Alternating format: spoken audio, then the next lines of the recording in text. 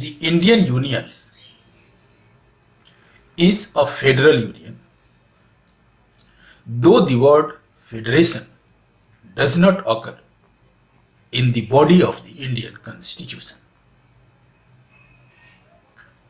Similarly, the United States is a federal union, though the word federation does not occur in the body of the Constitution of the United States. The name is not important. The substance is. A federal state is a political contrivance, a political setup intended to reconcile national unity and power with the maintenance of state rights. In this talk, I will outline the concept of federalism and also touch upon the constitutional provisions which give effect to this scheme. For the right appreciation of the Constitution, understanding of the concept of federalism is essential, because entire Constitution revolves around this concept. All institutions and authorities, along with their structure, have been created keeping federal scheme in view and with a view to strengthen this scheme. Important articles of our Constitution which give a concrete shape to the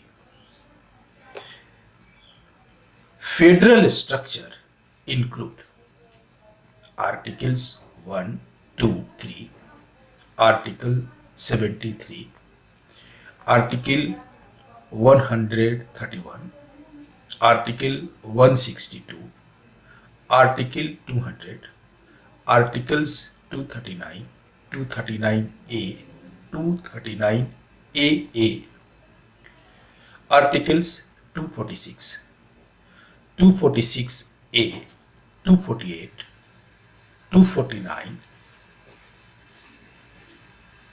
250, 252, Articles 254, 256, 257, Articles 262, 263, Articles 266, 268, 269, 269A, 270, 273, 274, 275, 276, 279A,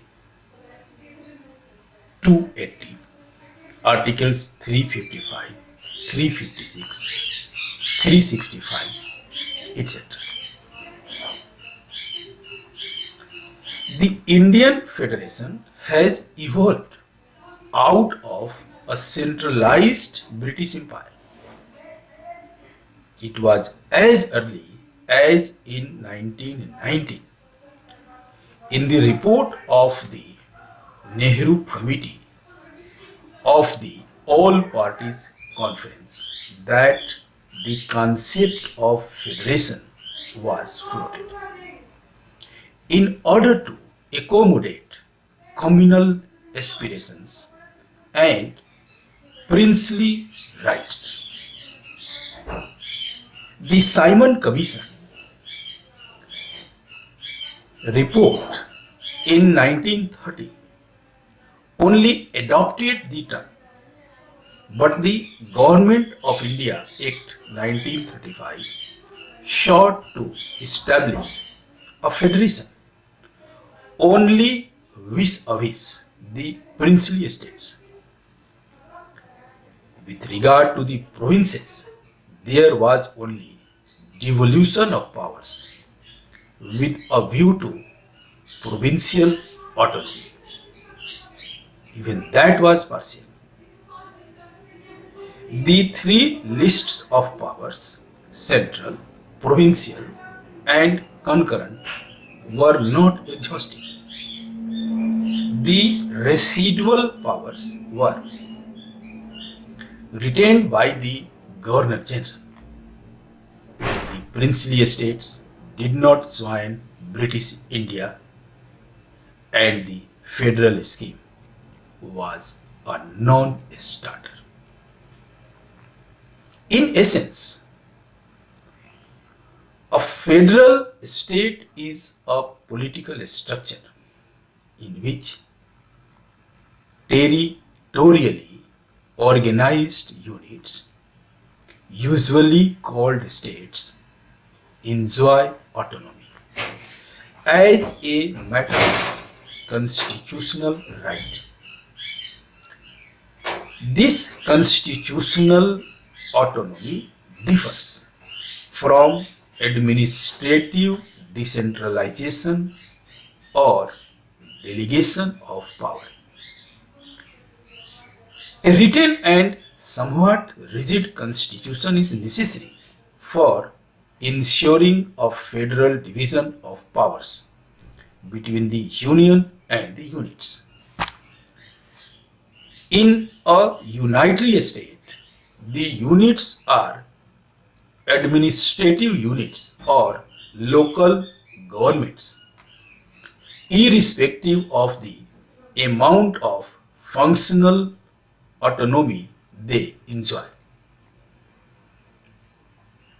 By virtue of the power of judicial review, the court oversees the federal division of power outlined by the Constitution. By this standard, India is a federation, even if its units, called states, may not have as much autonomy as the constituent states of the USA have. Whereas division of power between a union and its units is the guiding notion of a federation, the Indian Constitution does not mention division. Instead, Part 11 of the Constitution has the heading Relation between the Union and the States. Chapter 1 of this part has the title Legislative Relations with a subtitle Distribution of Legislative Powers.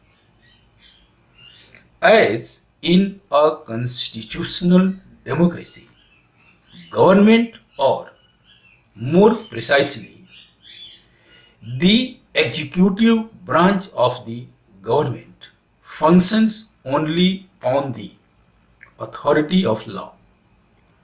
Division or distribution of powers in a federation is primarily legislative.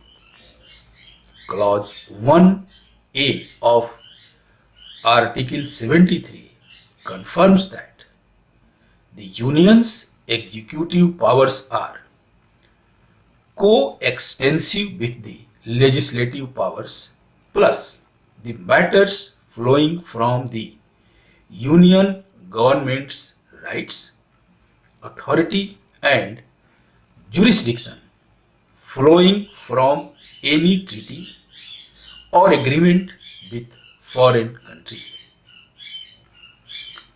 According to Clause 1B of Article 73, The executive power of the Union does not extend to matters in respect to which a state legislature has also power to make laws, except as expressly provided in the Constitution or in any law made by Parliament. Mention of these words or in any law made by Parliament in clause 1b of Article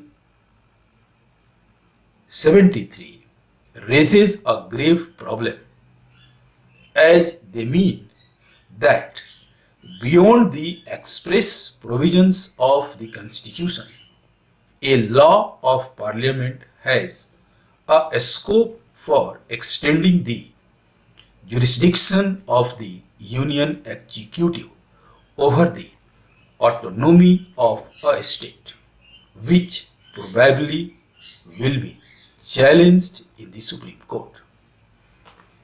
According to Article 162, the executive power of a state is coextensive with its legislative power. The apparent contradiction can be resolved by a reference to Chapter 2 of this part that speaks of administrative relations between the Union and the states.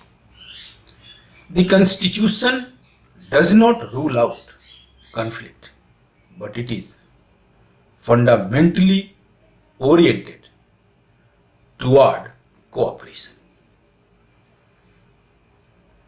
While drafting the Constitution of India, there was a realization that a country of the size and diversities of India could not be democratically managed without autonomy of its units. Hence, federalism of the Indian Constitution with a strong centralist bias, reflecting its similarity with the Government of India Act 1935 was adopted. A strong union of strong states is the motto of the Constitution. Now let us look at the important provisions that create a strong central government. First,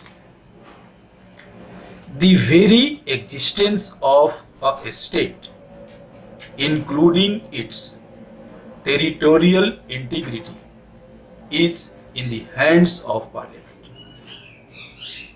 The Parliament is empowered to form a new state by separation of territory from any state or by uniting two or more states, etc. It can also alter the boundary of any state or even its name.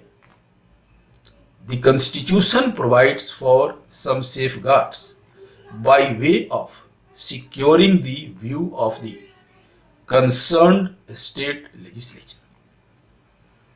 Second, the Constitution has certain very powerful emergency provisions which can turn our federal polity into a highly centralized system once emergency is declared.